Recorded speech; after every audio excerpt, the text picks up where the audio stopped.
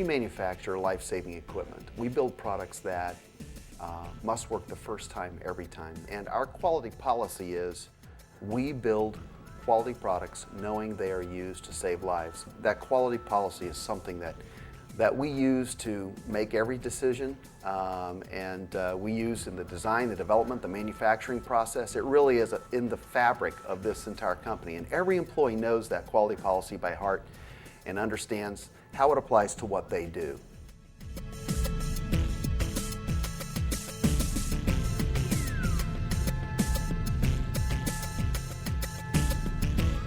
We have brought in the most talented engineers that we can, and we've invested in SolidWorks CAD systems and state-of-the-art design and evaluation, simulation software programs and equipment to be able to really design the most reliable products. From a mechanical point of view, we take these three-dimensional drawings, we output them as SLA or SLS prototypes, which are created out of a urethane bath based on a computer drawing without ever having to cut any steel. In 24 hours, I can take a drawing and hand it to an electrical engineer and have him put a prototype board and a prototype GPS receiver in that plastic case, and he can start testing and designing and evaluating the electronics much earlier in the development process than we ever could before.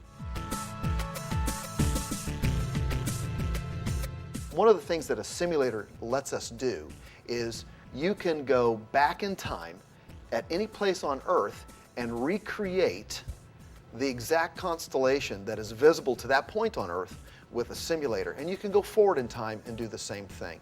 If we wanted to simulate a heavy tree canopy overhead with maybe only 3 or 4 satellites visible on the horizon to the EPIRB or the PLB in that particular scenario, in a simulator I can create that situation. And then, let's say you want to bring in a rainstorm or a snowstorm. We can simulate that too by bringing the signal level down and further attenuating the signal to make it more difficult for the receiver to work. We can test it, bring the beacon out, modify it, bring it back, and reproduce that exact scenario to see if we're making progress.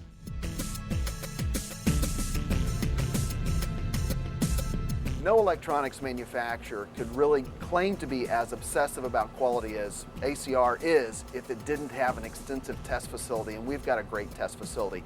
We can test for shock, we can test for impact resistance, zero atmosphere, vibration, a broad range of temperatures, ultraviolet degradation from the sun, humidity degradation. We can test for salt, exposure to salt fog and the corrosive elements in the marine environment, and all sorts of environmental tests. But what we're really trying to do is make the beacon fail, make the gaskets fail, make the switches fail, make them transmit out of frequency, so we can figure out how to make them better so they won't fail when you need them in real life.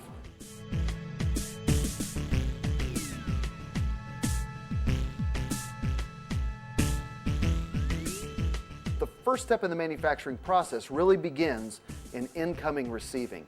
It's in this particular station where we verify that the parts we receive from our vendors are in fact exactly what they're supposed to be. If we can't give perfect parts to the production floor, they can't build beacons that are going to work the first time, every time. In order to equip our incoming inspection team with the latest in technology, we have invested in equipment that allows them to check tolerances electronically with our Smart Scope, for example, or with the XMET X-ray analyzer. We're able to determine the exact material content of components. We've invested in this technology so that we can build products that we know are going to work when they're required to.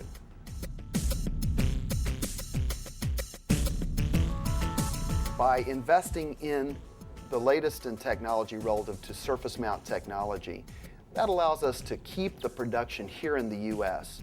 and maintain control of the manufacturing process. And process control is the key to quality control and quality assurance.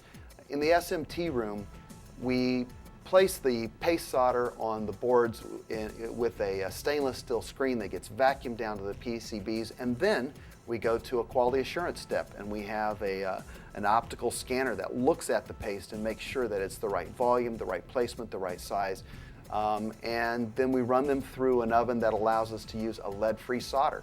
We don't have to invest in lead-free, but that's something that we just feel it's the right thing to do. Once again, as we come out of the SMT machine, We go into an optical inspection station that checks the part, the soldered part, against a blueprint, make sure that all the right components are on the board, on every board, and that they're in the right place. And then there's some of the components that are extremely small, or the solder points, the ball grid array is on the back side of the, or buried in a way so that we can't visually inspect it. From ACR's point of view, we have to be able to ensure that those solder points are all perfect. So we have a PCB X-ray analyzer. You could say we X-ray our solder balls because we have to. We can look through the part to the solder point on the backside and ensure that it's going to really basically continue to work, not just the day it's manufactured, but over a lifetime of drops, over a lifetime of vibration and temperature changes and thermal shock.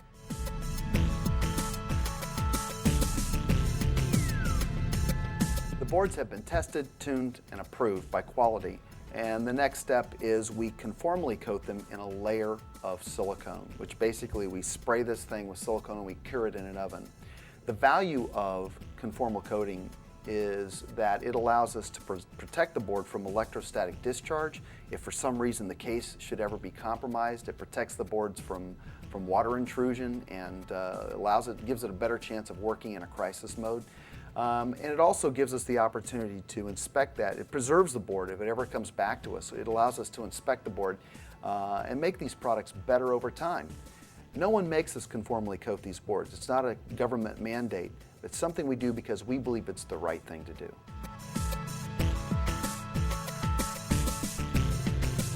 Here we are at the final phase of assembly.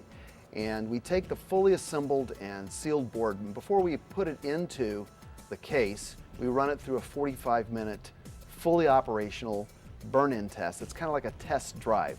We power this board up, we hook it up to an antenna load, and we run it just like it would in real life. Once that beacon has passed that final burn-in test, we assemble it into the final case. We do some other mechanical tests, we do some operational tests, and it goes out to be packed. But the final stage, really, the queen moment of the entire process, happens in this final assembly room.